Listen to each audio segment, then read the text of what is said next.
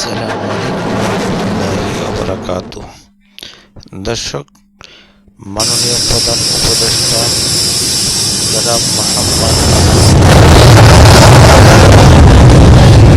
বাহিনীর মহড়া উপভোগ করার জন্য সে বিমানবন্দরে চলে গিয়েছেন এবং সেনা সদস্যদেরকে বিমান বাহিনীদেরকে নির্দেশ দিয়েছেন যুদ্ধের জন্য প্রস্তুতি থাকার জন্য। বিশ্বের সমস্ত দেশগুলোতে যেভাবে যুদ্ধের প্রস্তুতি নিতে হচ্ছে, বাংলাদেশকেও ঠিক সেভাবে যুদ্ধের জন্য প্রস্তুতি নেওয়ার জন্য বিগত সরকার যখন বাংলাদেশ থেকে পালিয়ে সে ভারতে গিয়ে আশ্রয় নিয়েছেন, সেখান থেকে এই সরকারের প্রতি তার দৃষ্টি মনোভাব অন্যরকম দিয়েছেন। আমাদের বাংলাদেশের চতুর্দিক থেকে যে বিএসএফ তারা বিভিন্নভাবে বাংলাদেশিদেরকে নিয়ে তারা নিয়ে যাচ্ছেন এবং মারপিট করছেন, বাংলাদেশের ভাবমূর্তি তারা নষ্ট করছে। সেই পরিপ্রেক্ষিতে বর্তমান উপদেষ্টা জনাব মোহাম্মদ ডক্টর ইউনূস সাহেব সে সেনা সদস্যদেরকে, বিজিবি এবং সমস্ত আইন শৃঙ্খলা বাহিনীদেরকে যুদ্ধের প্রস্তুতি থাকার জন্য নির্দেশ দিয়েছেন। দর্শক, আপনারা দেখতে পাচ্ছেন বিমান বাহিনীরা তারা কিভাবে প্রস্তুতি নিচ্ছেন। আকাশ থেকে স্থলে নামছেন, স্থলে নেমে কিভাবে তারা যুদ্ধের করতে হবে সে মহড়া দিচ্ছেন। বিমানগুলা উপর থেকে তারা গুলি ছুটছেন এবং নিচ থেকে তারা গুলি ছুটছেন। যুদ্ধ বিমানগুলা বারবার করে সে মুহুর আওয়াজ দিয়ে এক প্রান্ত থেকে আরেক প্রান্ত আসছেন এবং সেই মহড়া দিয়ে যাচ্ছেন, বিমান যুদ্ধের জন্য প্রস্তুতি নিচ্ছে। বর্তমান বাংলাদেশ সরকার সেই যুদ্ধের জন্য ইনশাআল্লাহ প্রস্তুতি গ্রহণ করছে এবং বিশেষ করে বর্ডারগুলোতে কড়া নিরাপত্তা নজরদারি রাখার জন্য নির্দেশ করেছে।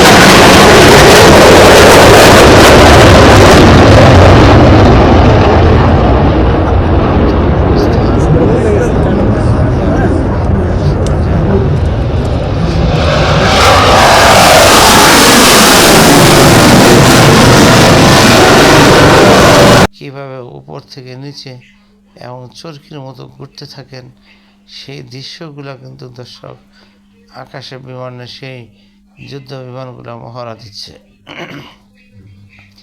লক্ষ লক্ষ টাকা খরচ করে হলো সে যুদ্ধের জন্য প্রস্তুতি নিচ্ছেন সদস্যরা, সেনা সদস্য, র্যাব, সমস্ত বাহিনীরা কিন্তু দর্শক সেখানে মহড়া দিচ্ছেন। সেই মহড়াগুলা বাংলাদেশ বর্তমান সরকারের প্রধান উপদেষ্টা ডক্টর মোহাম্মদ ইউনূস স্যার এবং সদস্যবৃন্দরাও কিন্তু উপভোগ করছেন সে মহড়াগুলো।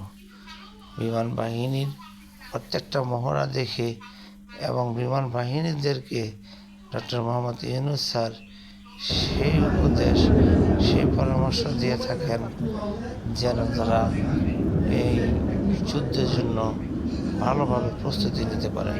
দর্শক দেখতে পাচ্ছেন সেই যুদ্ধ বিমানটা কিন্তু উল্টেই গেছেন, উপর দিকে নিচের দিকে মাথা দিয়ে তারা কিন্তু সেই যুদ্ধ বিমানটা থেকে শত্রুর মোকাবেলা থেকে যেন সে বিমানটা বেঁচে যেতে পারে সেইভাবে পলট খাচ্ছেন, সোজা আবার কায়েদ হয়ে যাচ্ছেন, সোজা খাড়া উঠতে পারছেন। দর্শক দেখতে পাচ্ছেন আকাশে সে কীভাবে চরকির মতো ঘুরে যাচ্ছে, মনে হচ্ছে যে বিমানটা পড়ে যাবে। না দর্শক, সেটা শত্রুর থেকে মোকাবেলার জন্য, শত্রুর গুলি থেকে, শত্রুর আক্রমণ থেকে বাঁচার জন্য এইভাবে বিমানটা এক স্থান থেকে অন্য স্থানে গেছে। দর্শক দেখতে পাচ্ছেন 3টি বিমান বাংলাদেশ জাতীয় পতাকা নিয়ে কিন্তু আকাশে উড্ডয়ন হচ্ছেন। লাল সবুজে সেই জাতীয় পতাকা যে স্মোকিংগুলা যে জাতীয় পতাকা তৈরি করছেন দর্শক এত সুন্দরভাবে সে জাতীয় পতাকা উড্ডয়ন করছেন। জয় জয় হবে একদিন। ডক্টর ইউনূস স্যার বলেছিলেন মুসলমানদের জয় হবে, সাহস থাকতে হবে, শক্তি নিতে হবে। দর্শক ডক্টর ইউনূস স্যার এই মহড়া উপভোগ করে সকলকে আমন্ত্রণ দিয়ে, সাহস দিয়ে, শক্তি দিয়ে কিন্তু এখন সে বিমানবন্দর থেকে বেরিয়ে আসছেন। দর্শক যারা লাইক দেবেন, শেয়ার করবেন, কমেন্টস করবেন।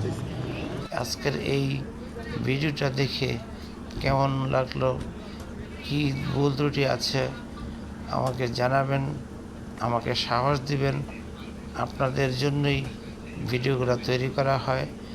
আপনারা আমার ভুল ত্রুটি ধরে সামনের দিকে কীভাবে ভালোভাবে প্রচার করা যায়, দেশ ও দেশের জাতিকে শক্তিশালী করা যায়, সেই পরামর্শ দিয়ে থাকবেন কমেন্টসের মাধ্যমে। চোখ টিভি সাবস্ক্রাইব করে চোখ টিভির সাথেই থাকবেন, চোখ টিভির পাশেই থাকবেন। অন্য কোনো দিন অন্য কোনো ভিডিও